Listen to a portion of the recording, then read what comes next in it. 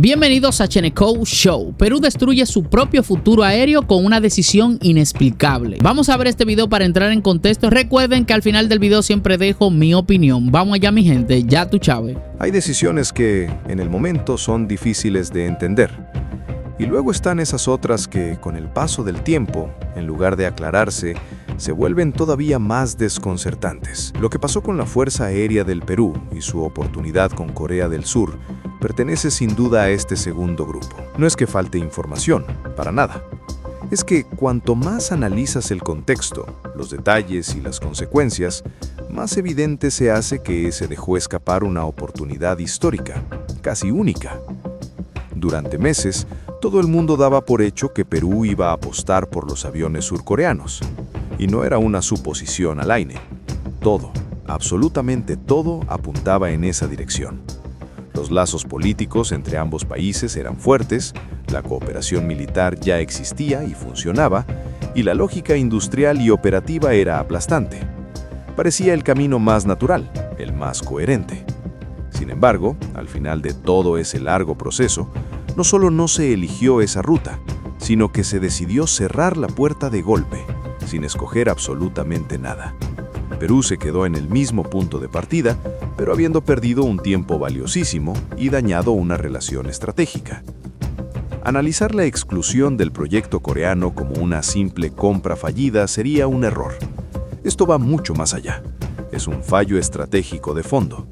Y aunque se intenten buscar justificaciones para una parte de la decisión, hay otra parte que sinceramente es indefendible. A ver, podríamos discutir si Perú debía o no involucrarse en un programa de un caza de nueva generación, como el KF-21. Se podrían poner sobre la mesa argumentos de prudencia económica, de no querer asumir riesgos tecnológicos o de preferir sistemas de armas ya probados y maduros. Todo eso es un debate válido y necesario. Pero lo que no admite discusión, lo que es realmente difícil de justificar, es haber rechazado el otro avión que estaba en el paquete, el FA-50. Porque este avión no era una promesa a futuro, no era un proyecto. Era una solución real a problemas urgentes, estructurales y muy graves que tiene la aviación peruana hoy, ahora mismo. El principal de esos problemas es la falta de un entrenador avanzado moderno. Y esto no es un detalle técnico sin importancia, es una debilidad crítica. Significa que los pilotos peruanos están obligados a dar saltos formativos que no son naturales. Imaginen que a alguien que acaba de sacarse el carnet de conducir con un coche pequeño y sencillo, al día siguiente le dan las llaves de un Fórmula 1. ¿Tiene sentido? No. Pues en la aviación militar es todavía peor. Este salto implica mayores costes, mayores riesgos de accidentes y una pérdida tremenda de eficiencia en la formación. Los pilotos no llegan con las horas de vuelo ni con las habilidades necesarias para exprimir al máximo los cazas que ya tiene el país. Esa brecha, ese vacío en la formación, no se cierra con discursos ni con promesas. Se cierra con un avión concreto que estaba sobre la mesa, el FA-50. Y este avión no solo resolvía el problema del entrenamiento, también ofrecía capacidades operativas inmediatas.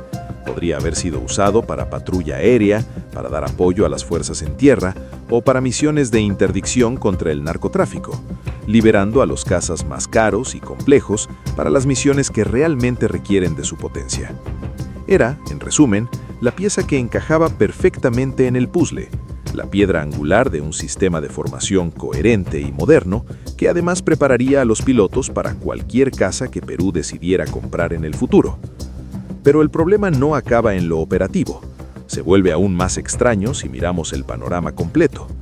Mientras otras ramas de las Fuerzas Armadas peruanas, como la Marina, han construido relaciones muy sólidas con Corea del Sur, basadas en la confianza, la continuidad y una transferencia real de tecnología y capacidades, la Fuerza Aérea decidió ir por un camino completamente opuesto. Esa desconexión dentro de las propias Fuerzas Armadas no parece accidental. Es una ruptura de la coherencia estratégica del país. Y aquí llegamos al elemento más increíble de toda esta historia, lo que de verdad la hace única.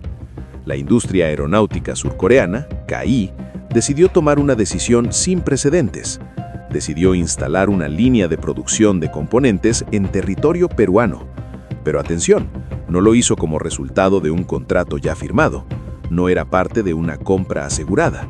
Lo hizo como una apuesta a futuro, como un gesto estratégico de confianza, como una inversión. Esto es algo extremadamente raro en la industria de la defensa, un sector donde nadie regala nada y cada movimiento se mide al milímetro. Es más, esta decisión de producir en el país no se tomó con otros clientes que sí compraron el avión, se tomó con Perú. Y aún así, con esa carta sobre la mesa, Perú dijo que no. Desde un punto de vista industrial, esto roza lo inexplicable. Significa rechazar no solo un avión, sino la oportunidad de integrarse en una cadena de valor global, de adquirir conocimiento tecnológico, de generar capacidades industriales propias y de sentar las bases para algo mucho más grande que una simple compra de armas. En Sudamérica, la industria aeronáutica es prácticamente inexistente. Salvo un caso muy destacable, el resto de países viven de ensambles muy limitados, de proyectos que nunca se completan o de eternas promesas de transferencia tecnológica que nunca se materializan. Perú tenía en sus manos la oportunidad de romper ese patrón, de diferenciarse del resto, de empezar a jugar en otra liga, y la dejó pasar. Además, desde la perspectiva puramente militar, la combinación era perfecta.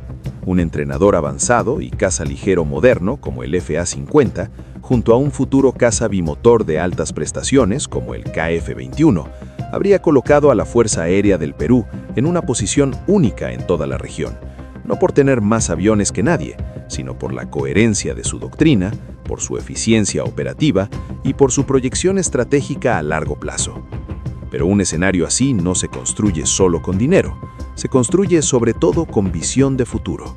Y esa visión, simplemente, no estuvo presente en la decisión final. A menudo en estos temas nos perdemos hablando de las prestaciones, de las velocidades máximas, de los radares o de la potencia de los motores. Y claro que todo eso importa, pero hay algo mucho más profundo, y es la capacidad de un país de decidir su propio camino, de tener soberanía tecnológica. Elegir depender siempre de sistemas cerrados, sin acceso real a su desarrollo, a su código fuente, es como conducir un coche que no puedes reparar, que no puedes modificar y que ni siquiera entiendes cómo funciona por dentro. Sí, el coche anda, pero nunca será realmente tuyo. Dependerá siempre de un tercero para cada tornillo, para cada actualización de software y para cada decisión crítica. Perú tuvo delante una opción completamente distinta. Una opción que le ofrecía un grado de autonomía y de desarrollo industrial que no se volverá a presentar fácilmente. Y la dejó pasar. Pero lo más grave de todo no es haber rechazado una propuesta concreta, por muy buena que fuera. Lo más grave es no haber elegido nada. Haber roto una relación estratégica que se estaba construyendo sin tener una alternativa clara. Haber renunciado a un socio industrial clave sin asegurar un reemplazo. Eso no es un error. Es multiplicar el error. Al final, esta historia no va de comparar un avión con otro, va de comparar decisiones. Y esta decisión, desde que la mires, deja muchísimas más preguntas que respuestas. Deja una sensación de oportunidad perdida que será muy difícil de recuperar. Esa es la realidad de lo que ha pasado.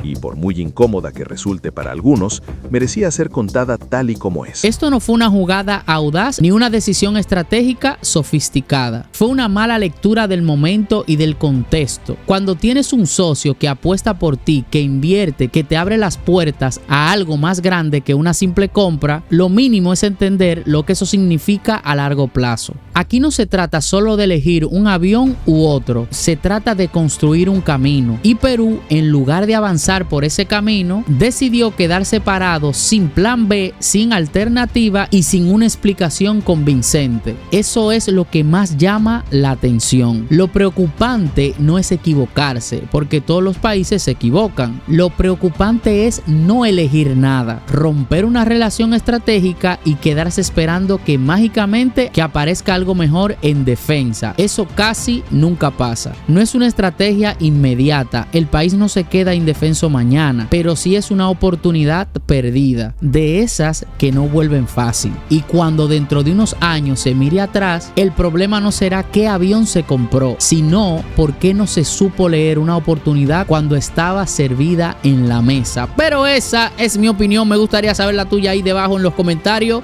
Deja tu like, suscríbete, ya tu cha ve.